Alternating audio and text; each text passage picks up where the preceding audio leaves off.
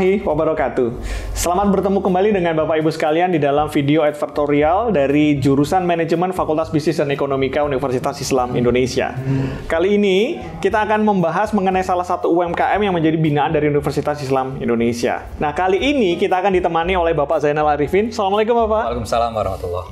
Pak Zainal Arifin adalah dosen jurusan manajemen dari Fakultas Bisnis dan Ekonomika dan juga beliau adalah wakil rektor di Universitas Islam Indonesia. Pertama adalah kita akan membahas mengenai potensi pengembangan produk, ada produk UMKM yang ada di sini, dan juga bagaimana strategi pemasaran produknya. Nah, untuk tidak berlama-lama, kita akan coba mendengarkan kira-kira dari Pak Zainal Arifin sarannya seperti apa dari produk UMKM yang ada di Desa Jeblok, Kabupaten Klaten, Jawa Tengah. Monggo Bapak. Ya, terima kasih Pak Bagus. Jadi perusahaan yang bernama Zahira ini punya kontribusi besar ya terhadap perekonomian Desa Jeblok ya. Karena produk yang dibikinnya itu punya nilai tambah.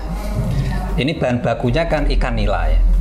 Kalau ikan nila itu langsung dikonsumsi, maka kemudian jangka waktunya kan pendek ya. Nah, kalau sudah diolah menjadi abon, kemudian beberapa lagi menjadi snack gini. Nah, ini tahan lama dan punya nilai tambah ekonomis. Jadi kita acungi jempol lah untuk penggagas Zahira itu yang produknya bisa memberikan nilai tambah kepada ekonomi di desa itu. Nah, itu satu unggulannya. Kemudian dari video yang ditayangkan sebelumnya, itu saya mendengar bahwa produsen itu mampu mengidentifikasi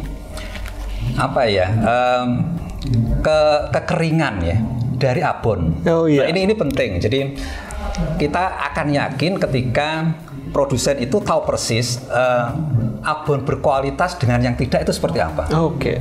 Nah, katanya sih saat itu sebagai bukti bahwa yang mengelola itu ahli di bidangnya adalah kalau bahan ikannya bagus, maka kekeringannya juga sangat kering ya.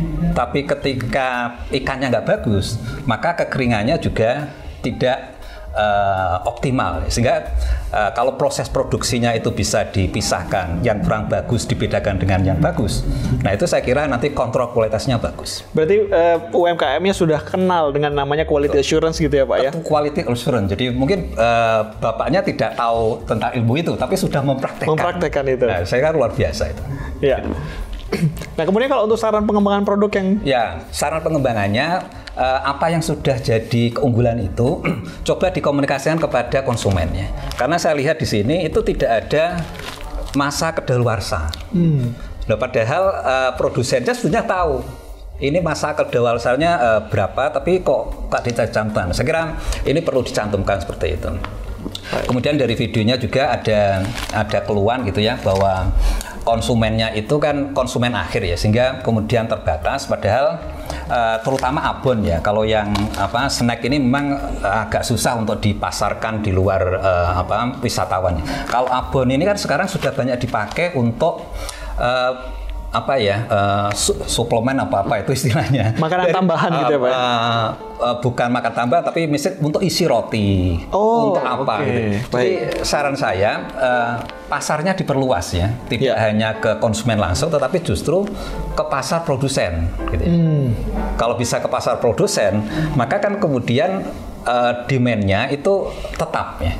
Nah, itu untuk menjaga stabilitas dari permintaan. Nah, yang selama ini mungkin masih dikeluhkan ya oleh produsennya. Saya kira itu Pak Bagus. Baik.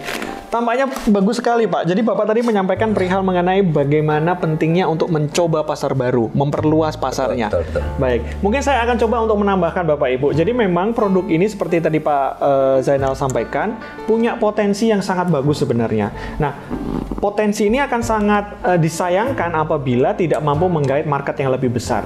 Ada beberapa saran yang mungkin saya bisa sampaikan. Jadi, seperti yang tadi Pak Zainal telah sampaikan bahwa produk ini sebenarnya cukup unik ya. Cukup unik karena ini dari abon ikan nila. Yang saya ingin sampaikan adalah pertama, mungkin perlu untuk ditingkatkan perihal mengenai proposisi nilainya. Terutama bagian apa? Terutama bagian value map product. Karena dalam produk ini sebenarnya orang kan sudah punya persepsi. Wah, ini abon dengan tekstur yang lembut dan nilai gizi produk yang cukup baik karena dari bahan ikan gitu ya.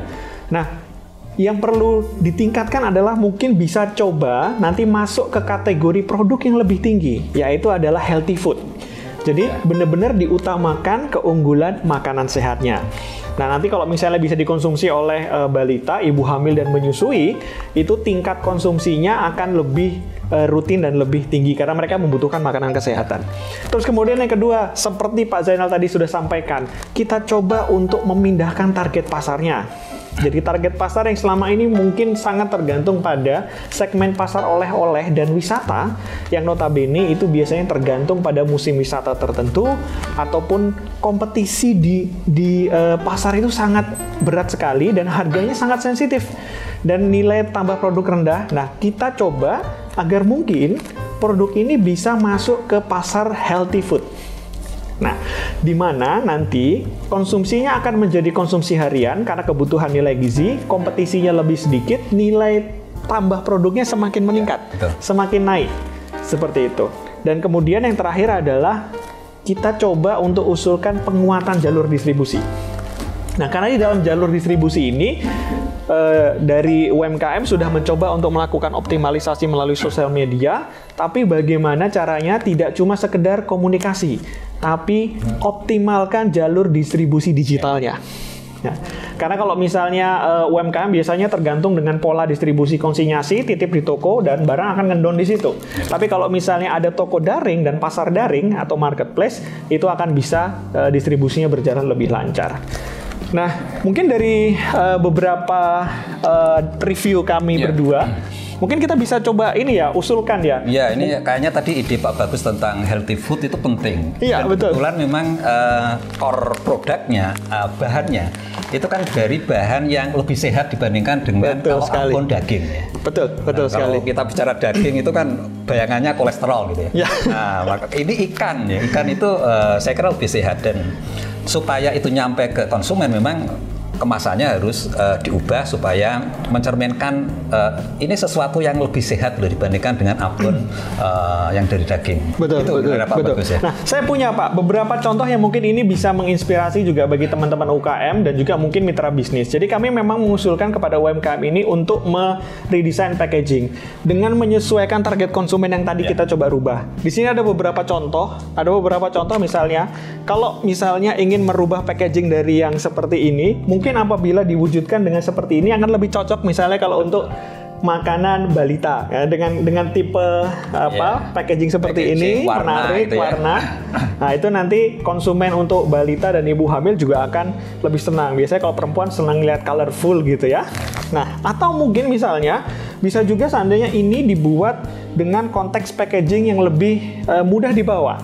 Nah, kalau ini biasanya kadang-kadang bisa dimasukkan ke dalam tas. Ini cukup dibuka seperti ini, gitu ya. Nah, ini nanti bisa memudahkan produk ini untuk dibawa kemana-mana. Karena mungkin kalau ini besar misalnya. Atau kalau produk ini tidak dibawa oleh si ibu. Baik itu ibu hamil, ibu menyusui, tapi dibawa oleh anaknya. Misalnya untuk makanan di lunchbox, di sekolah. Sebenarnya bisa menggunakan packaging seperti ini. Dengan size yang lebih kecil. Nah, ini nanti bisa produk ini masuk ke sini dan menjadi bagian dari makanan harian, membekali anak-anak balita kita agar mereka memiliki nilai gizi yang tinggi. Nah, itu seperti itu. Nah, ini mungkin nanti akan menjadi satu usulan yang kita akan kembangkan bersama dengan UKM Zakira ini. Itu mungkin gimana, Pak? Katanya dengan produk hijau kan ya? Betul. Produk hijau. Jadi betul sekali. Produk sehat itu harus komplit gitu ya. Betul. Jadi misal nanti supaya ini ketika dibuka kemudian masih awet, ada seal-nya ya. Ada seal-nya itu untuk mempertahankan keawetannya. Kemudian mestinya ada gambar itu, buang di tempat sampah gitu ya. Betul. Jadi supaya ini produk ini betul-betul memperhatikan kesehatan lingkungan gitu ya.